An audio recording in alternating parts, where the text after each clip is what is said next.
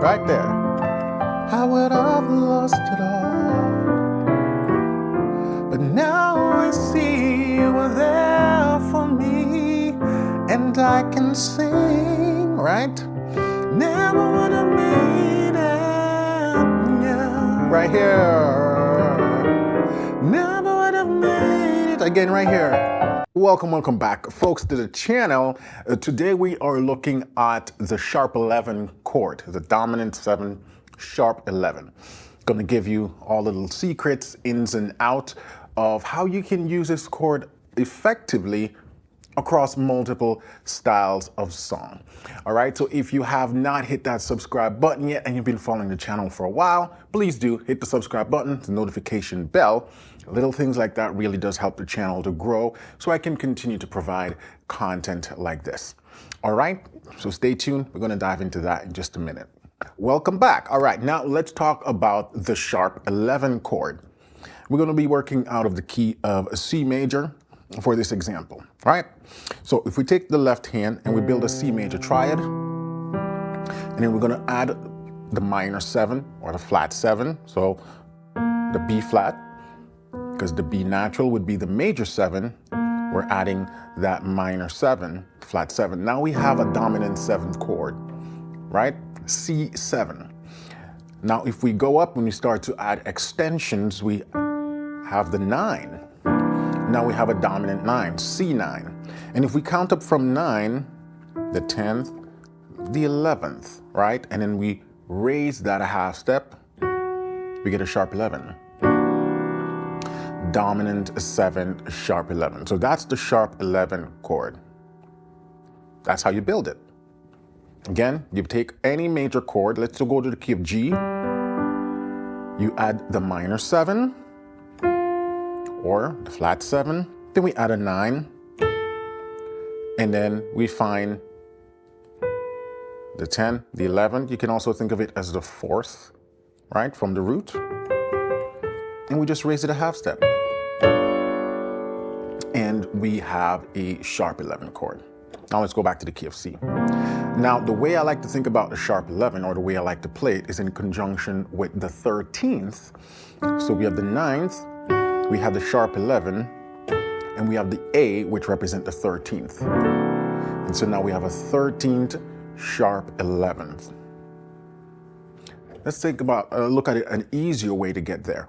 If we have a C7 or a 7th chord in the left hand, go up a root, go up a whole step from the root. So in this case, the root is C. Go up to the D, whole step, and build a major chord. So D, build a major chord. And we get the same chord. So it's easier to think about it as two chords combined, a C7 and a D major. This is also known as an upper structure triad chord. So when you hear people talk about upper structure triad, they're talking about whenever you have the extended notes of a chord forming an entirely, new chord or a triad. So in this case, the 9, the sharp 11, and the 13 forms a triad, a major triad, D major. Do you struggle with these 3 crucial questions? What to practice, how to practice effectively, and when to move on to the next level? Without clear answers, progress is slow and frustrating. This is why I created PianoLessonWithWarren.com, a structured program tailored for gospel pianists, guiding you from beginner to advanced seamlessly. At every step, you'll know exactly what to practice, how to practice it, and when to advance. Join thousands of successful students worldwide who have achieved their musical goals with my proven method. Visit PianoLessonWithWarren.com and start your 7-day free trial today.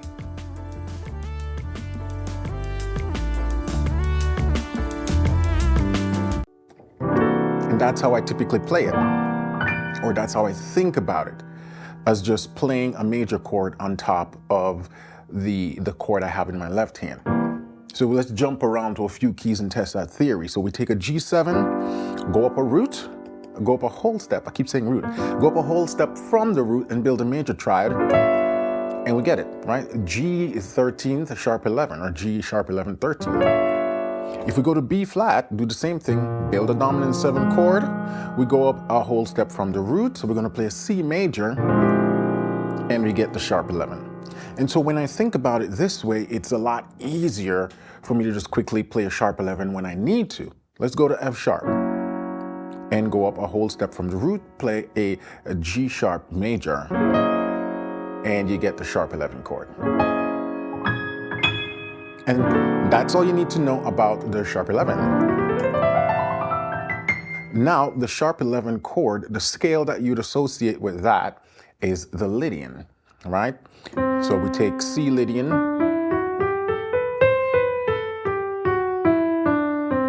and you might say, Warren, how are you able to quickly determine how to play a Lydian scale? Because again, we're basing the scale based on the root of the chord. So because I'm playing a C chord, I'm going to play the C Lydian. And this is where a little bit of memorization comes in handy, because all you need to know is the modes in the order, right? So we have the Ionian, the Dorian, the Phrygian, the Lydian, the Mixolydian, the Aeolian, and the Locrian. Those are the order of the modes within any major key. If you can remember that order, then you know how to play the scale. So because I know that Lydian is the fourth, the scale built on the 4th degree of the major scale, or the major scale starting on the 4th degree, now I have to do is figure out in which key is C major the 4. And I know it's G, right? So then I just play G major scale starting on the 4, and I get my C Lydian. So that's how I think about modes. So when I play this sharp 11, I play that Lydian over it.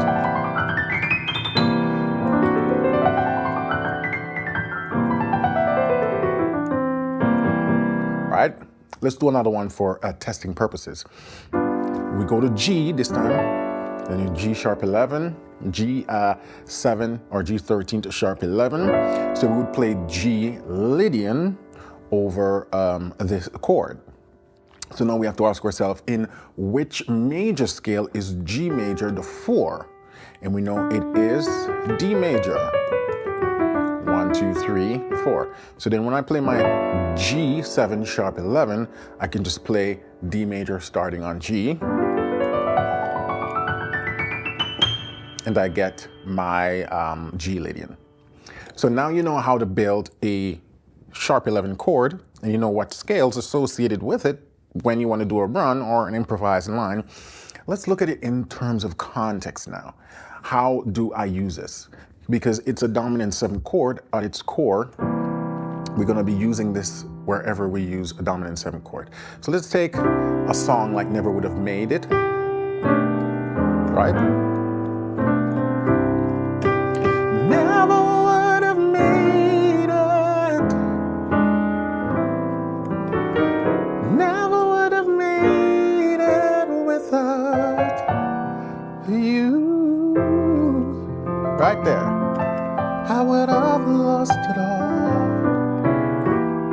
But now I see you were there for me, and I can sing, right?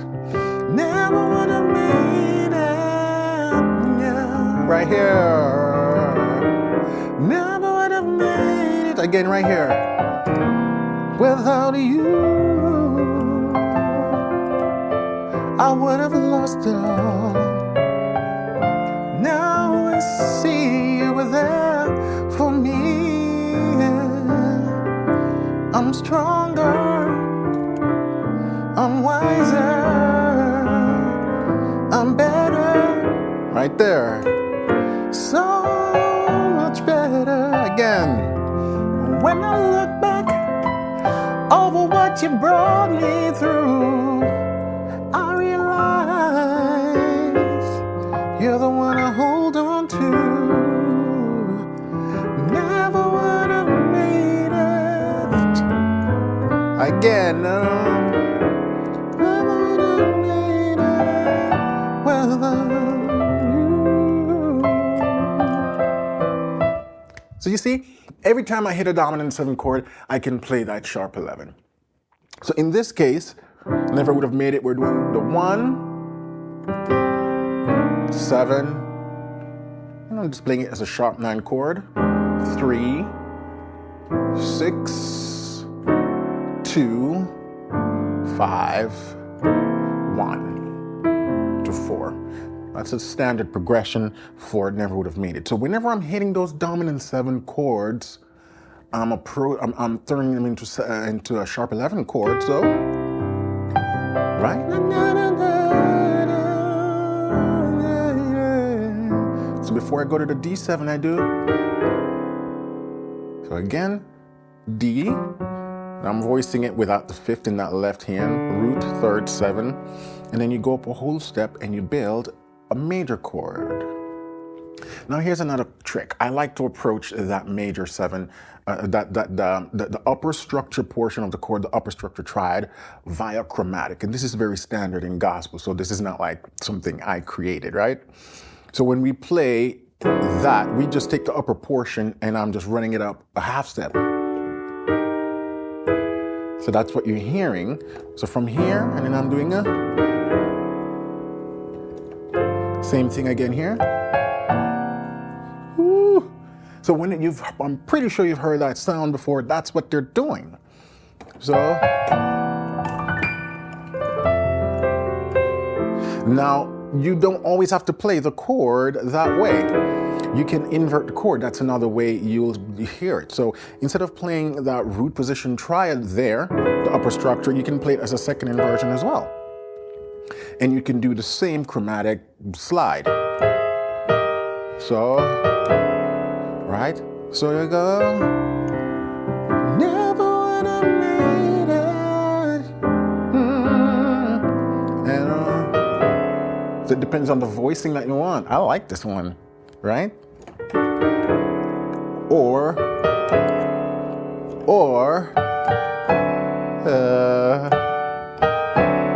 so it depends on which note you want on the top. So in this case, the 13th at the top.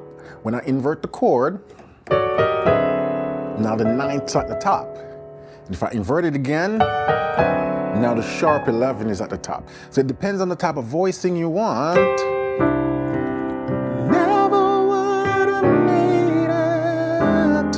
If I go on, never would have made it. So that one sounds good, having that sharp 11 on the top. Let's try the one first inversion. Never would have made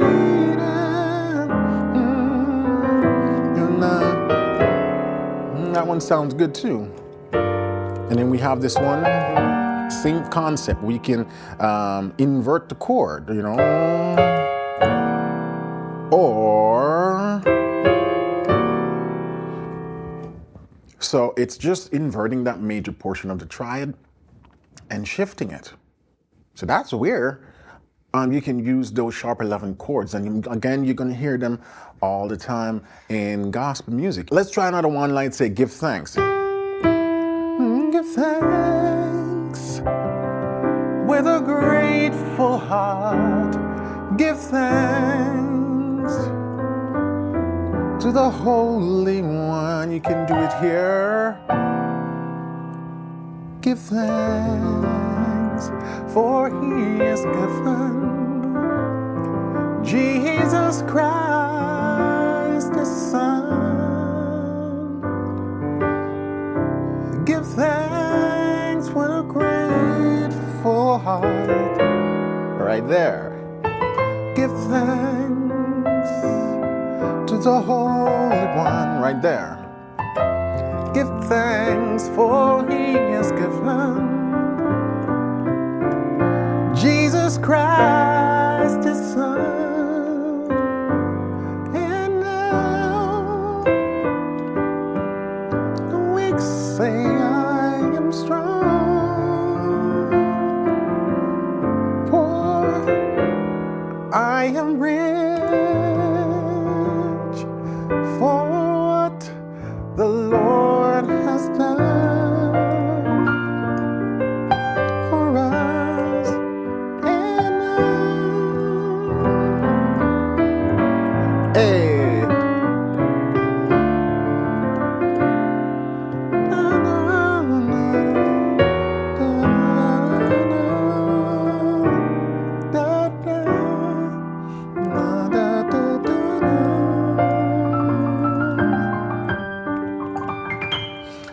you realize a pattern.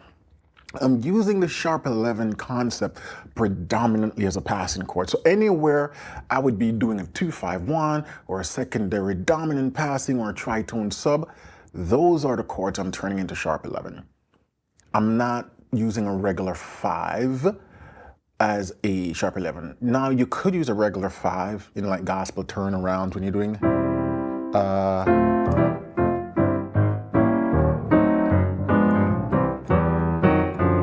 you can, you know, in those kind of turnarounds, you can do it. But that specific type of turnaround, that's kind of like one of the few places I do it. Outside of that is passing chords. Anywhere you're going to set up for a secondary dominant passing, a 2-5-1 passing, a tritone sub, a chromatic median, anywhere you're slipping in those dominant 7 chord, start experimenting with them as a sharp 11 and get comfortable practicing these chromatic slides with the upper structure, right? And like I said, you can voice them different ways. Root position, and in this case, first inversion or second inversion. Where am I? So it'd be right here, right?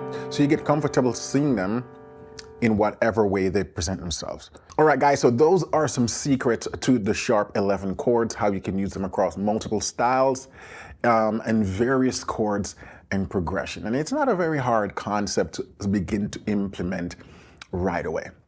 Now, if you like this content and you want more like that, again, be sure to subscribe to the channel so you can be notified when I post regular videos on this concept. And if you want to take your piano playing to the next level beyond the scope of the content I offer on YouTube, I would highly recommend you check out pianolessonwithwarren.com. It's my step-by-step program, my curriculum that I've been teaching gospel piano and gospel pianist for the last 8 years or so. It's a fully comprehensive program that weaves everything you need to know about how to be an effective pianist playing by ear. So I highly recommend you check it out, all right? At this point, I've had thousands of students pass through the program, and there's still hundreds currently going through it. So if you want step-by-step teaching and coaching, check out pianolessonwithwarren.com. And if you want more secrets about little chords, you know, quick tips and tricks and how I use them in gospel piano, check out this video right here for that. All right, so until then, have a blessed week. I look forward to connecting with you. Talk soon.